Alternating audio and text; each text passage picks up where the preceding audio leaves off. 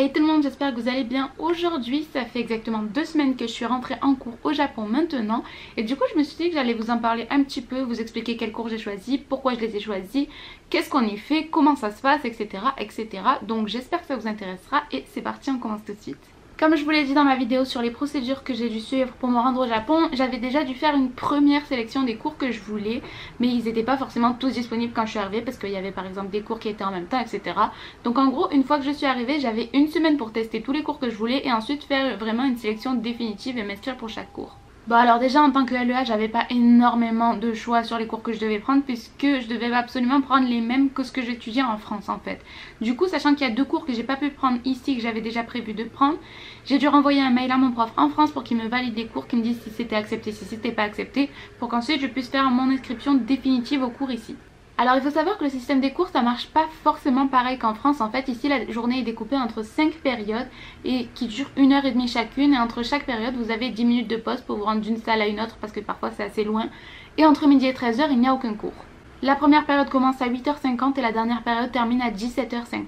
Donc en gros quand vous choisissez les cours, au lieu d'avoir les heures marquées, vous avez période 1, période 2, période 3, etc. etc.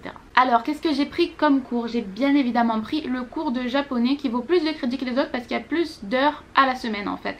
Celui-ci se découpe donc 3 fois par semaine, mardi, mercredi, jeudi, tous les jours à la même heure de 8h50 à 10h20. Et en fait à la fac où je suis, les cours de japonais se divisent en 6 niveaux et un dernier niveau, donc un 7ème, genre top niveau, limite niveau secret tellement on n'y a pas accès.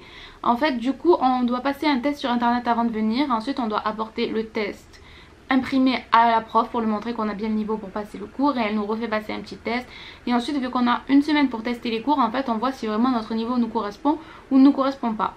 Pour le dernier niveau, le 7ème, c'est vraiment ceux qui correspondent aux gens qui ont déjà le JLPT N1. Si vous voyez ce que je veux dire, c'est vraiment le top du top du JLPT déjà. Donc c'est vraiment pour des gens qui ont un niveau exceptionnel en japonais. Personnellement, je suis niveau 5 sur 6 et ça correspond à un peu moins du JLPT N2.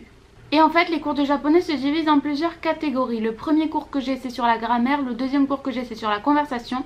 Et le troisième cours que j'ai, c'est sur, il me semble que c'est la rédaction et les kanji en fait. Alors ensuite comme cours j'ai pris droit japonais que je trouve super intéressant et que je devais de toute façon prendre parce que je suis en LEA. Marketing c'est pareil. Ensuite j'ai pris médias et communication au Japon. En fait c'est un cours un petit peu sur le journalisme au Japon. Je trouve ça super intéressant parce que peut-être que vous le savez, mais j'aimerais beaucoup devenir journaliste, donc forcément ça m'intéresse.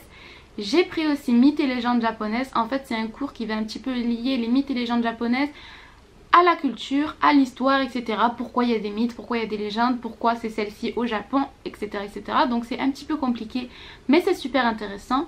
J'ai pris littérature japonaise moderne et contemporaine. Là aussi on va étudier beaucoup de textes, les lier avec la culture japonaise, les lier avec les airs Meiji, etc. etc. Donc là encore c'est super intéressant.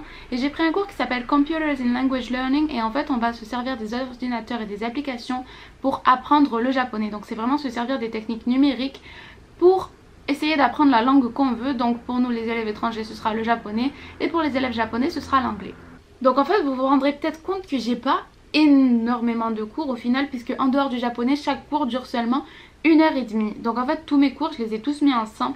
Je les ai le mardi et le mercredi, donc toute la journée de 8h50 à 17h50 avec un trou chaque jour, et le jeudi donc seulement de 8h50 à 10h20. Donc en fait ça me laisse énormément de temps, mais je me suis rendu compte qu'en fait les profs nous donnaient énormément de travail. Forcément c'est pas plus mal parce que j'adore vraiment étudier, j'aime vraiment me sentir productive, etc. Mais du coup en fait je me rendais pas compte et j'ai commencé à faire mes devoirs la veille, et c'était pas une bonne idée sachant que la plupart des profs nous donnent 50 pages à lire d'un cours pour l'autre. Donc on nous donne énormément de textes à lire, en tout cas dans les cours que j'ai choisis. Et je trouve qu'il y a aussi énormément de profs qui vont nous faire une présentation soit en groupe soit solo. Il faut savoir en fait que concernant la note, il y a souvent environ 40% qui concernent la présence en classe et la participation en classe.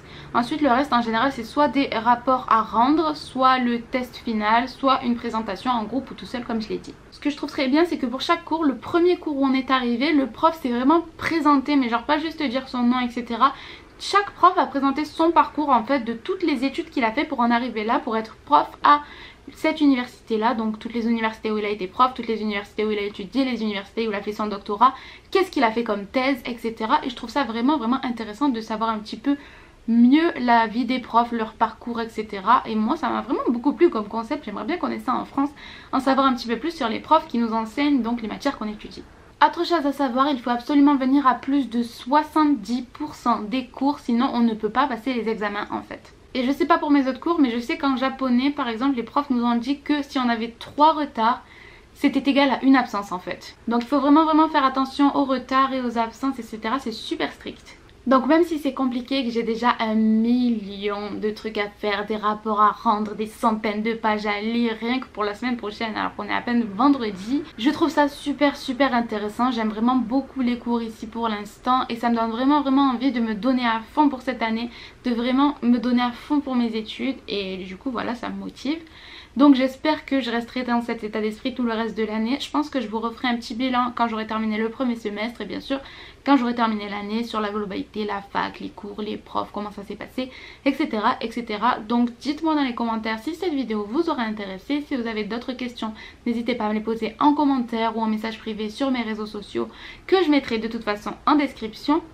Et sur ce, j'espère quand même que ça vous aura plu et je vous laisse à la prochaine vidéo. Bye!